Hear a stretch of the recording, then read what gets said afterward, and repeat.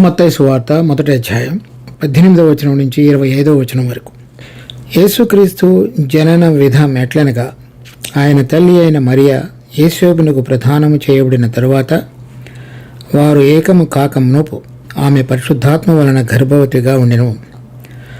ఆమె భర్త అయిన యేసేపు నీతిమంతుడయ్యండి ఆమెను అవమానపరచునల్లక రహస్యముగా ఆమెను విడనాడ ఉద్దేశించెను.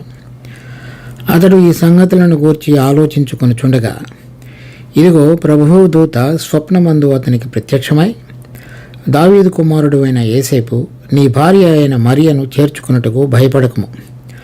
ఆమె గర్భము ధరించినది పరిశుద్ధాత్మ వలన కలిగినది. ఆమె ఒక కుమారుని కనను. తన ప్రజలను వారి పాపముల నుండి ఆయనే రక్షించును గనుక ఆయనకు యేసు అను పేరు పెట్టుదు అనెను.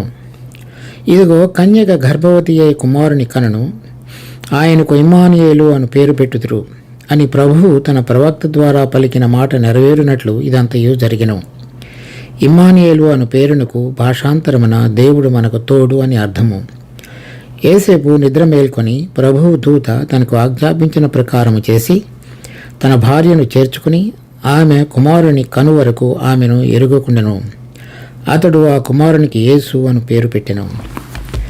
తరువాత లూకా సువార్త మొదటి అధ్యాయం 29వ వచనం నుంచి, ఆమె ఆ మాటకు బహుగా తొందరపడి ఈ శుభవచనం ఏమిటో అని ఆలోచించుకొనుచుండగా, దూత మరియ, భయపడకుము, దేవుని వలన నీవు కృప పొందితివి. ఇదిగో నీవు గర్భము ధరించి కుమారుని కని ఆయనకు యేసు అను పేరు పెట్టుదువు. ఆయన గొప్పవాడై సర్వోన్నతుని కుమారుడు అనబడను. ప్రభువున అయిన దేవుడు ఆయన తండ్రి అయిన దావీదు సింహాసనము ఆయనకిచ్చును. ఆయన యాకోబు వంశస్థులను యుగ యుగములు ఏలును. ఆయన రాజ్యము అంతములేనిదై ఉండునని ఆమెతో చెప్పెను. అందుకు మరియ, నేను పురుషుని ఎరగని దాననే ఇదెలాగు జరుగునని దూతతో అనగా, దూత, పరిశుద్ధాత్మ నీ మీదకు వచ్చును, సర్వోన్నతిని శక్తి నిన్ను కమ్ముకొనును కనుక పుట్టబోవు శిశువు పరిశుద్ధుడై దేవుని కుమారుడు అని అనబడును. మనం చదివినటువంటి రెండు భాగాలలో మన ప్రభు అయిన యేసుక్రీస్తు యొక్క జననమును గురించి చెప్పబడింది. మనం చదివినటువంటి రెండు భాగాలలో మత్తయి సువార్తలో ప్రభు దూత మరి యేసేపుకు ప్రత్యక్షమైనట్లుగాను, లూకా సువార్త మొదటి అధ్యాయంలో చదివినటువంటి భాగంలో దూత తల్లి అయినటువంటి మరియకు ప్రత్యక్షమైనట్లుగాను మనం చదువుతున్నాం. కానీ రెండు భాగాలలో వ్రాయబడినటువంటి అంశాలు మరియ పరిశుద్ధాత్మ ద్వారా గర్భము ధరించుట అనేటువంటి విషయాన్ని నొక్కి ఒక్కాణించి దూత వారికి తెలియజెప్పుట జరిగింది. తర్వాత మనం చదివినటువంటి ఈ భాగాలలో మత్తయి సువార్తలోని కొన్ని అంశాలు, తర్వాత లూకా సువార్తలోని కొన్ని అంశాలు వేరువేరుగా, అంటే అర్థం ఒకటే అయినప్పటికీ ప్రభు యొక్క జననం ద్వారా జరిగేటువంటి విషయాలు ఏవైతే ఆయన ఈ లోకంలో జన్మించి శరీరధారిగా మనందరి కొరకు పూర్తి చేయబడేటువంటి విషయాలన్నిటిని గురించి ఈ రెండు భాగాలలో వేర్వేరు విషయాలు రాయబడి ఉన్నాయి. తర్వాత ఈరోజు మన ధ్యానం విషయంలో మత్తయి సువార్త మొదటి అధ్యాయంలో చదివినటువంటి భాగంలోని కొన్ని అంశాలను మనం గమనించుదాం. మొట్టమొదటిగా మత్తయి సువార్త మొదటి అధ్యాయం 20వ వచనంలో, అతడు ఈ సంగతులను గూర్చి ఆలోచించుకుంటుండగా, ఇదిగో ప్రభువు దూత స్వప్నమందు అతనికి ప్రత్యక్షమై, దావీదు కుమారుడైన యేసేపు, నీ భార్య అయిన మరియను చేర్చుకున్నట్టుకు భయపడకము, ఆమె గర్భము ధరించినది పరిశుద్ధాత్మ వలన కలిగినది. అదేవిధంగా లూకా సువార్త మొదటి అధ్యాయంలో కూడా 35వ వచనంలో చూసినప్పుడు, దూత, పరిశుద్ధాత్మ నీ మీదకి వచ్చును, సర్వోన్నతిని శక్తి నిన్ను కమ్ముకొనును కనుక పుట్టబోబు శిశువు పరిశుద్ధుడై దేవుని కుమారుడు అనబడను. ఇక్కడ మన ప్రభు అయిన యేసుక్రీస్తు యొక్క జననము పరిశుద్ధాత్మ ఒక స్త్రీగా ఉన్నటువంటి మరియను ఆవరించడం ద్వారా జరిగినటువంటిది, పరిశుద్ధాత్మ ద్వారా జరిగినటువంటిది. ఆ పరిశుద్ధాత్మ ద్వారా జరిగినటువంటి గర్భాన్ని ధరించినటువంటి మరియకు సర్వోన్నతిని శక్తి నిన్ను కమ్ముకొనును కనుక పుట్టబోవు శిశువు పరిశుద్ధుడై దేవుని కుమారుడు అనబడును. కనుక మన ప్రభు అయిన యేసుక్రీస్తు జననానికి ముందు ఆయనను గురించి చెప్పబడినటువంటి వివరము ఆయన దేవుని కుమారుడు అని చెప్పబడింది. తర్వాత కనుక చూసినట్లయితే అనేక సందర్భాలలో మనిషి కుమారుడు ఈ లోకంలోనికి వచ్చెను అనేటువంటివి చాలా చోట్ల ఈ సువార్త పత్రికలలో మనం చదువుతాం. కనుక రెండు విధాలైనటువంటి విధంగా మన ప్రభువుని మన పత్రికల సువార్తలలో గమనిస్తాం. ఒకటి, లూకా సువార్తలో చెప్పబడిన 35వ వచనంలో ప్రకారంగా దేవుని కుమారుడు, తర్వాత ఆయన ద్వారా చెప్పబడినటువంటి మనిషి కుమారుడు అనేటువంటి టైటిల్. ఈ రెండు విధాలలో కూడా అంటే మనిషి కుమారుడు, దేవుని కుమారుడు, పరిశుద్ధాత్మ ద్వారా గర్భాన్ని ధరించినది కనుక మరియా ఆయన సర్వోన్నతుడైనటువంటి దేవుని కుమారుడని, తర్వాత మరియ గర్భం ద్వారా జన్మించి ఉన్నాడు కనుక ఆయన మనిషి కుమారుడని రెండు విధాలుగా ఆయన మనకి తెలియపరచబడ్డాడు. దీనిలో ఇంకొక అంశాన్ని మనం చూడాలి. ఆదికాండం 3వ అధ్యాయం 15వ వచనంలో, మరియు నీకును స్త్రీకిని నీ సంతానమునకును ఆమె సంతానమునకు వైరము కలుగజేసేదును, అది నిన్ను తల మీద కొట్టును, నీవు దానిని మడిమ మీద కొట్టుదు అని చెప్పాను. ఇక్కడ మనం చూసినప్పుడు స్త్రీ సంతానం అని చెప్పబడింది కనుక ఎవరైనా సంతానము పురుష స్త్రీ కలయిక ద్వారా జన్మించినటువంటిదిగా మనమందరం కూడా ఈ లోకంలో ఎరిగి ఉన్నాం. కానీ స్త్రీ సంతానము ఆ స్త్రీకి పుట్టిన ఆమె సంతానముగా కేవలము మన ప్రభు అయినటువంటి యేసుక్రీస్తు మాత్రమే ఉన్నాడు. కనుక పరిశుద్ధాత్మ ద్వారా పుట్టినవాడు కనుక తండ్రి సర్వోన్నతుడైన దేవుని కుమారుడని, తర్వాత స్త్రీ సంతానముగా చెప్పబడినటువంటి విధంగా ఉన్నాడు కనుక మనిషి కుమారుడిగా, అంటే రెండు రకాలైనటువంటి స్వభావాలను ధరించుకునేటువంటి వాడుగా ఈ లోకంలో మన ప్రభు అయిన యేసుక్రీస్తు యొక్క జననమును గురించి వర్ణించబడింది. ఆ స్త్రీ సంతానముగా పుట్టబోయేటువంటి వాడే మొట్టమొదటిలో ఆదాము హవ్వలు చేసినటువంటి పాపము నుంచి మనందరికీ విడుదల కలుగజేసేటువంటి వాడు. ఆమె సంతానము మాత్రమే నీతో వైరం కలిగి ఉండి నిన్ను ఓడిస్తుంది అనేటువంటిది ఆదికాండం 3వ అధ్యాయం 15వ వచనంలో చెప్పబడింది. కనుక మొట్టమొదటిగా సృష్టించబడినటువంటి ఆదాము హవ్వల యొక్క పాపము ద్వారా ఈ లోకంలోనికి పాపము నుంచి మనుష్య జాతిని విమోచించగలగటానికి అవసరమైనటువంటి స్త్రీ సంతానం ఒకటి. తర్వాత ఆ స్త్రీ సంతానం సర్వోన్నతుని యొక్క శక్తిని పొంది ఈ లోకంలో ఉండి మనందరినీ కూడా పాప బంధకాలలో బంధించున్నటువంటి దేవునికి విరోధంగా ఉన్నటువంటి అపవాది నుంచి విడుదల కలుగు చేయుటకు అతనిని ఓడించుటకు శక్తి కలిగిన వాడుగా ఉన్నటువంటి వాడు మన ప్రభు అయిన యేసుక్రీస్తు యొక్క జననం ఉన్నది. సో ఈ రెండింటిలో దేవుని కుమారుడిగా ఉన్నటువంటి వాడు, పరలోకము నుంచి వచ్చినటువంటి వాడు, తర్వాత మనుషుని యొక్క స్త్రీ యొక్క గర్భంలో నుంచి పుట్టినటువంటి మనిషి కుమారుడిగా ఉన్నటువంటి వాడు అని రెండు విధాలైనటువంటి వాడుగా, అంటే పరలోకం యొక్క స్వభావాన్ని ధరించుకొని శరీరధారిగా ఈ లోకంలో జీవించినటువంటి వాడుగా మన ప్రభు అయిన యేసుక్రీస్తును దేవుని వాక్యంలో మనం గమనిస్తున్నాం. అటువంటి విధంగా ఉన్నటువంటి వారు ఇంకెవరూ లేరు.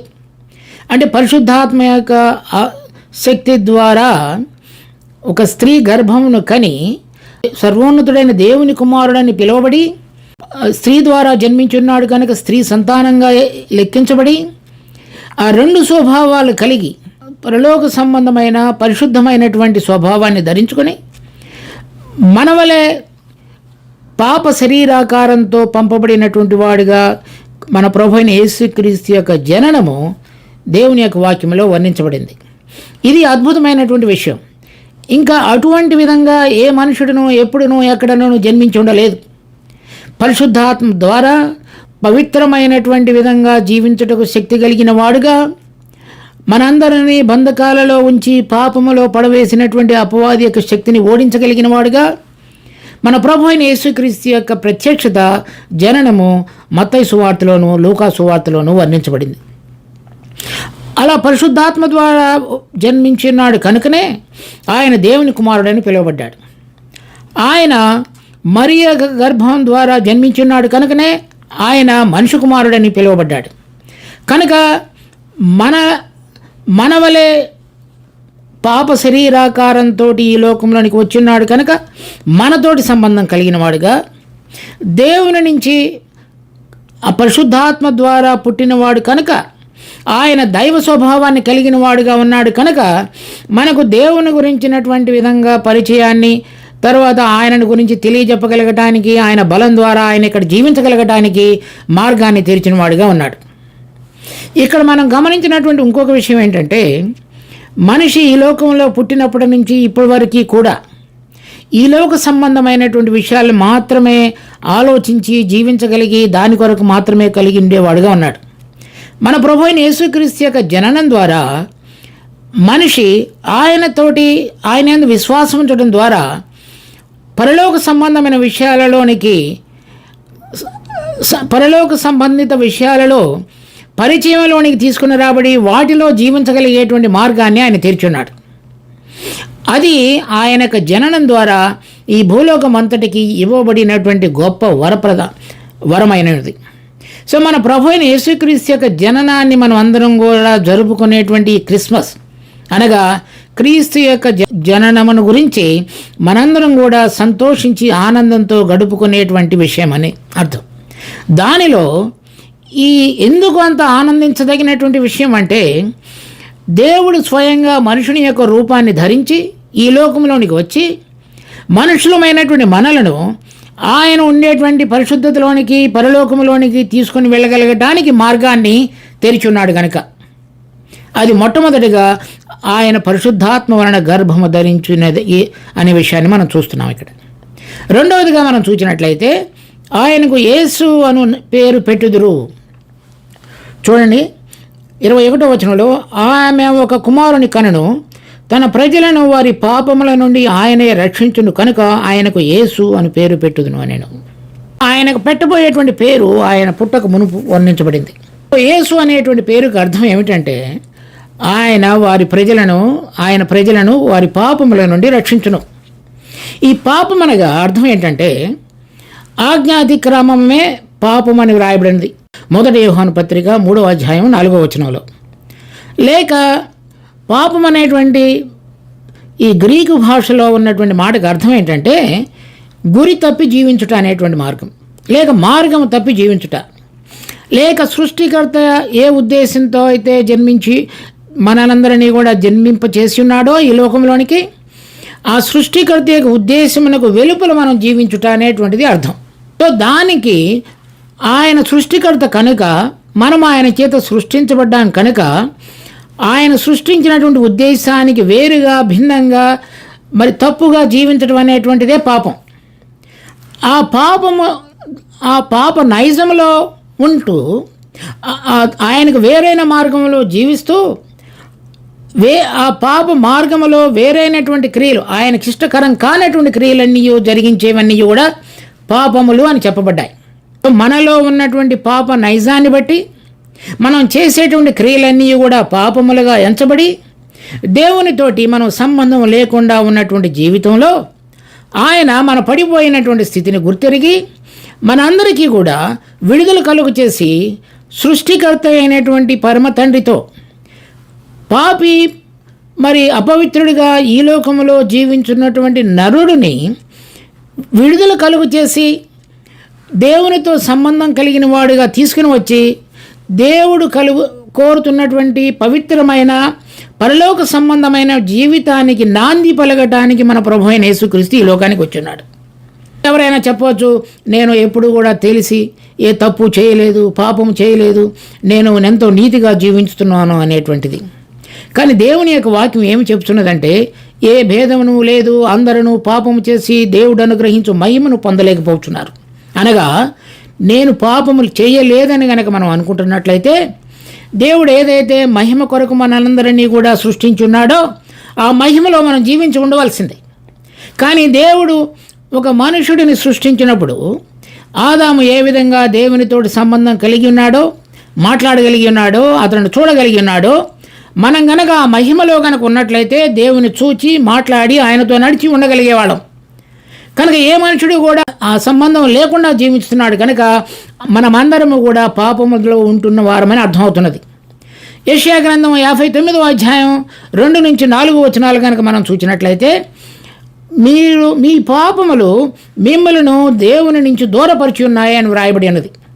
కనుక మనం చేసినటువంటి పాపములు మనకు సృష్టికర్త అయిన పరిశుద్ధమైన పరలోకముందున్నటువంటి తండ్రి అయినటువంటి దేవునికి మనకును దూరాన్ని కలుగు చేసి ఉన్నాయి, విభేదాన్ని కలుగు చేసి ఉన్నాయి.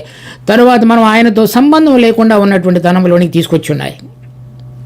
కనుక పాపము మరణం వచ్చు జీతం మరణము అనగా దేవునితోటి సంబంధం లేకుండా ఉన్నటువంటి జీవితమే అది దేవుడు దానిని మరణంగా చూచేవాడుగా ఉన్నాడు.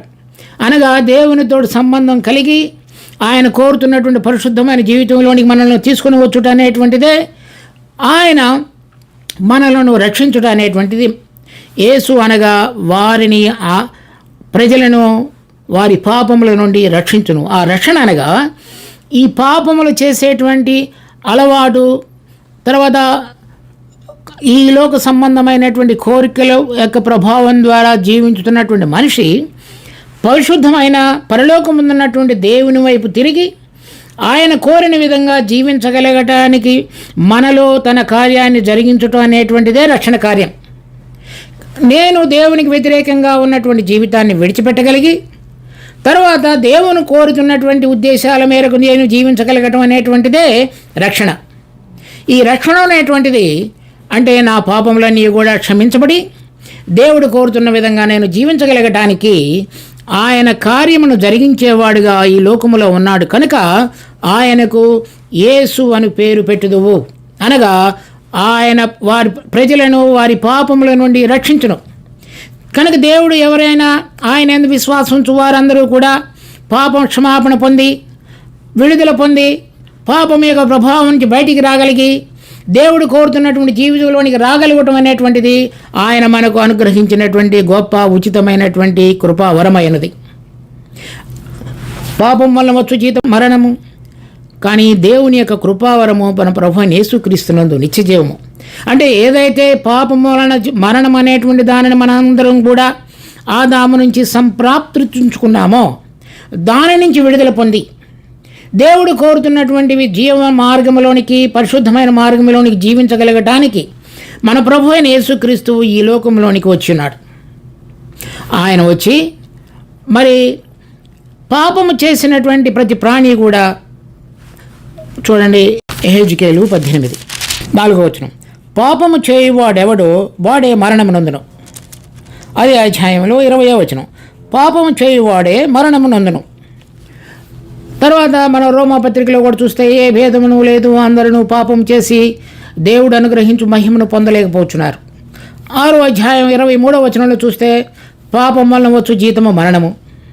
కనుక దేవుడు మనం అందరం కూడా పాపం చేయడం ద్వారా ఆయన సన్నిధిలో నిలబడేటువంటి విధంగా ఆయన సన్నిధిలో ప్రత్యక్షపరచబడేటువంటి అవకాశం లేనివారుగా మనుషులందరూ ఉన్నారు. కనుక అటువంటి స్థితి నుంచి మనకు విడుదల కలుగు చేసి మన పాపాలన్నీ కూడా క్షమింపజేసి తర్వాత మనం ఆయనతోటి సంబంధంలోనికి రాగలిగేటువంటి విధంగా నూతన మార్గాన్ని ఆయన మన కొరకై తెరవడానికి ఈ లోకంలోనికి ఆయన నరరూపధారిగా ఆయన ప్రత్యక్షమై ఉన్నాడు.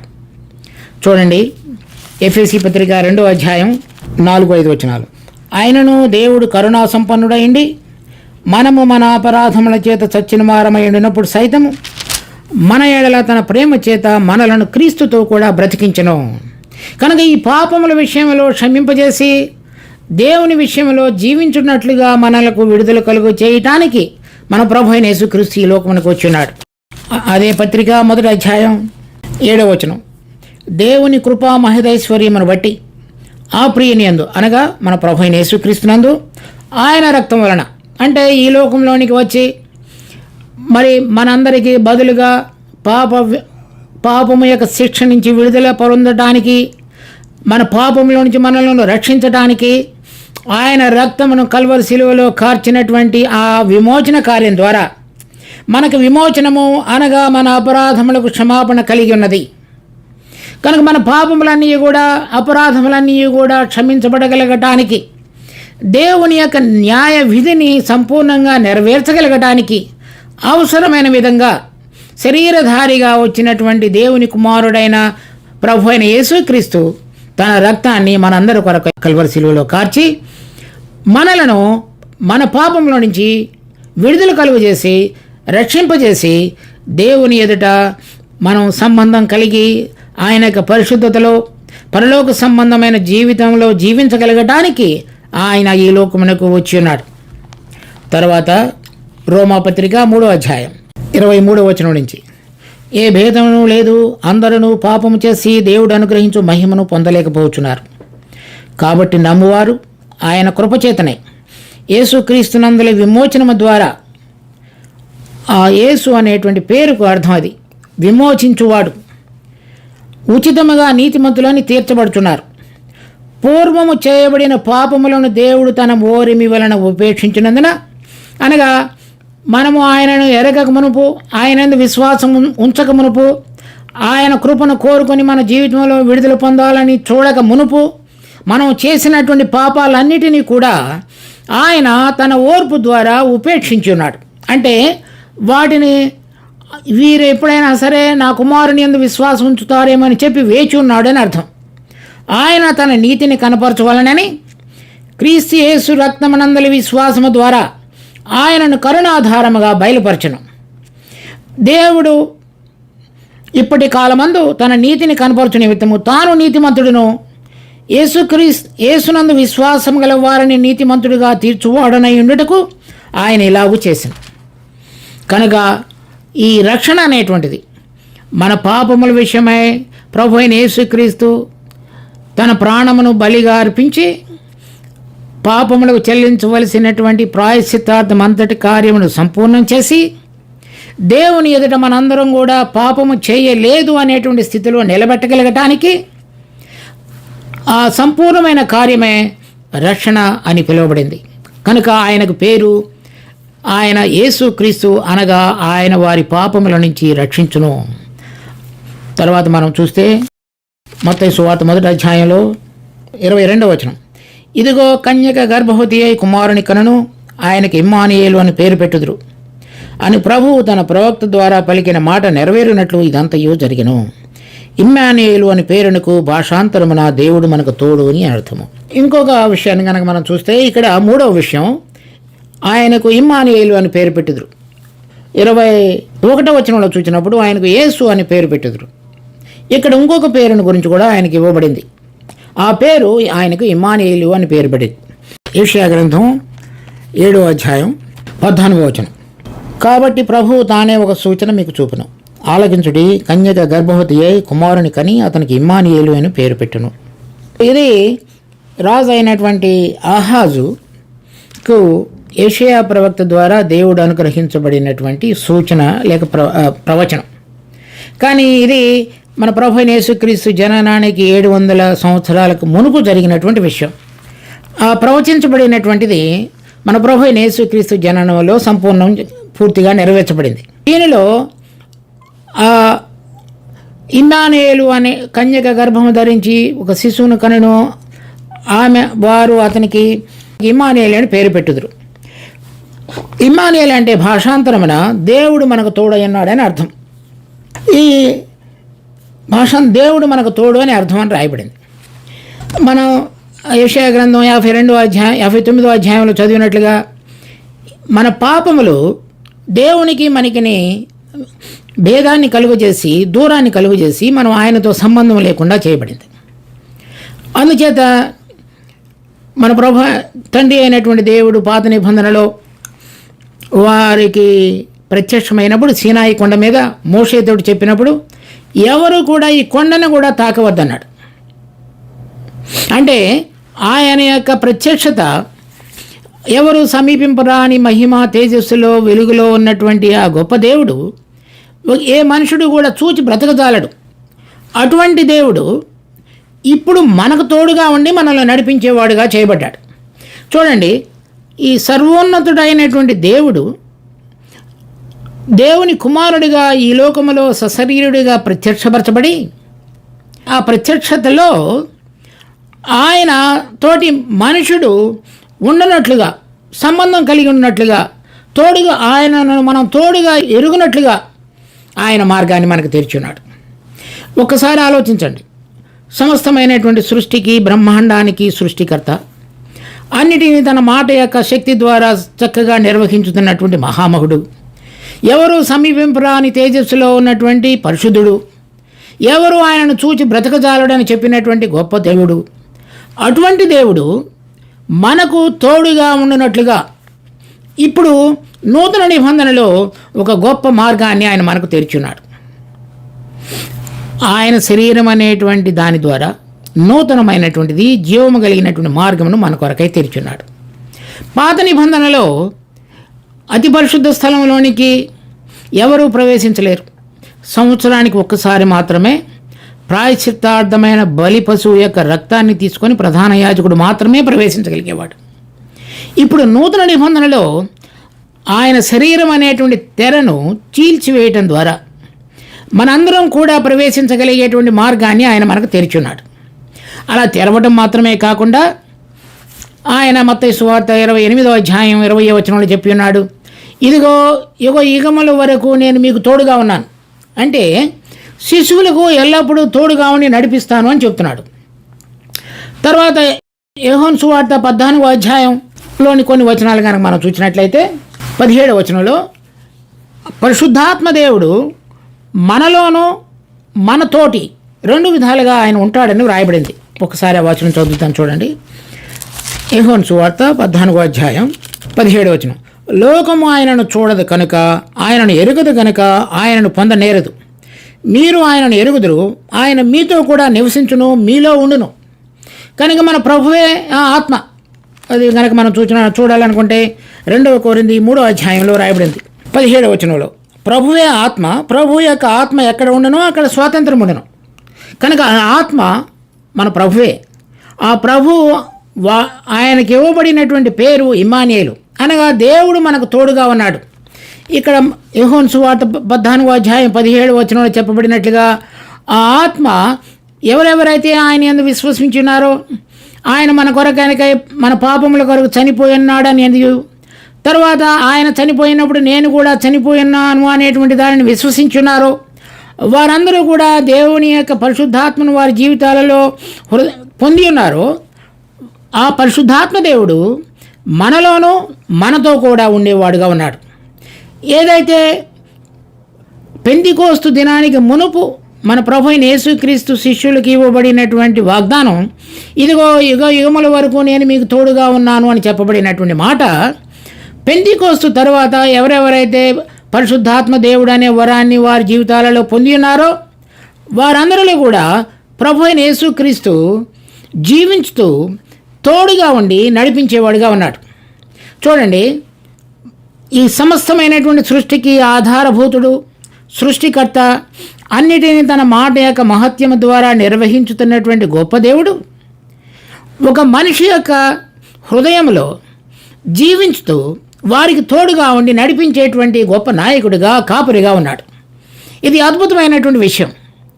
అది మన ప్రభు అయిన యేసుక్రీస్తు జననం ద్వారా పరలోకము భూలోకములోనికి ఆయన మధ్య వారధిగా చేయబడి మనము ఆ పరలోకపు తండ్రితో సంబంధం కలిగి జీవించుటకు తెరవబడినటువంటి గొప్ప మార్గముగా ఉండటానికి మన ప్రభు అయిన యేసుక్రీస్తు ఈ లోకమునకు వచ్చినాడు.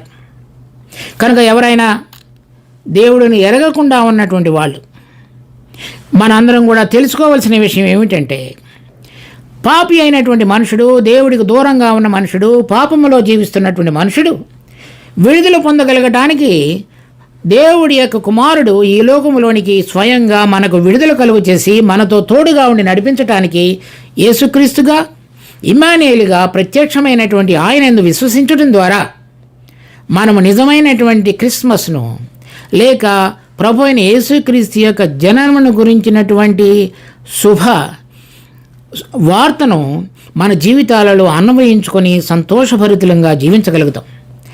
ఆయనను ఈ పాపము నుంచి విడుదల పొంది దేవునితో సంబంధంలోనికి రాగలిగి పరలోక సంబంధమైన విషయాలతో దేవునితో సంబంధం కలిగి జీవించుటకు తెరవబడిన నూతనమైన మార్గంలో ప్రవేశించి జీవించడం అనేటువంటిదే నిజమైనటువంటి క్రిస్మస్కు మన అందరం కూడా చక్కగా ఆనందంగా జరుపుకొనగలిగినటువంటి ఒక గుర్తు. అలాంటి అనుభవం లేకుండా ఉన్నట్లయితే దేవుని యొక్క వాక్యం ఏం చెప్తున్నదంటే, దేవుడు మనకు కొరకై తెరిచిన నూతనమైన మార్గం, తన కుమారుని ఈ లోకంలోనికి పంపించడం ద్వారా మనందరం కూడా పొందవలసిన నిజమైన పరలోకపు ఆశీస్సులు, పాప క్షమాపణ, దేవునితో సంబంధము, ఆయన మనలో ఉండి ఆయన ద్వారా మనందరం కూడా నడిపించబడుట అనే అనుభవానికి ఏమాత్రం కూడా తక్కువ కాకుండా మనందరం దానిలో ప్రవేశించాలని మరి పరలోకపు తండ్రి మన అందరి పక్షంగా ఉద్దేశం కలిగి ఉన్నాడు.